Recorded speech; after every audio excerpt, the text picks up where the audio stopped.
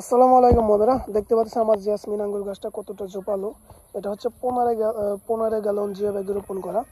অনেক জোপালো হয়ে গাছটি। আসলে জেসমিনের মূল শেপটা হচ্ছে যেখান থেকে এভাবে চলে আসছে মূল শেপ, এদিক দিয়ে যাচ্ছে। আর এখানে হচ্ছে কি একটা আল বের হয়েছে, এবং এই যে এগুলো যে দেখতে পাচ্ছেন, এগুলো ডাল আলাদা, যে ডাল এগুলা বা এই যে এগুলো আলাদা ডাল দেখতে পাচ্ছেন। এই সবগুলো ডাল, এই যেগুলো সবগুলো ডাল, এগুলো আসলে কয়েকদিন পরে কেটে ফেলা হবে। কেটে এই ডালগুলোতে গ্রাফটিং করা হবে। এই যে ডালগুলো, এগুলো দিয়ে কয়েকদিন পরে গ্রাফটিং করা হবে। তো মূল শেপটা হচ্ছে রিং দেখতে পাচ্ছেন, রিংয়ের মধ্যে যেটা শেপ হচ্ছে এটা হচ্ছে মূল শেপ যাবে। আর বাকি যে ডালগুলো থাকবে এগুলো সব দিয়ে গ্রাফটিং করা হবে। তো 15 গ্যালন জিয়া ব্যাগে রোপণ করা। কয়েকদিন আগে সার দিয়েছি এবং গুঁড়াটা একটু খুঁচিয়ে দিয়েছি।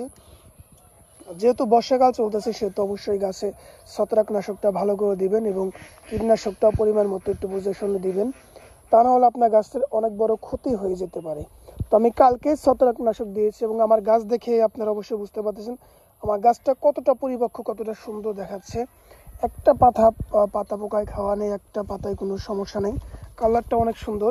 আর একটা জিনিস খেয়াল করে রাখেন, জেসমিনের পাতা অন্য সব আঙ্গুরের থেকে একটু ছোটো হয়, একটু অন্যরকম হয়।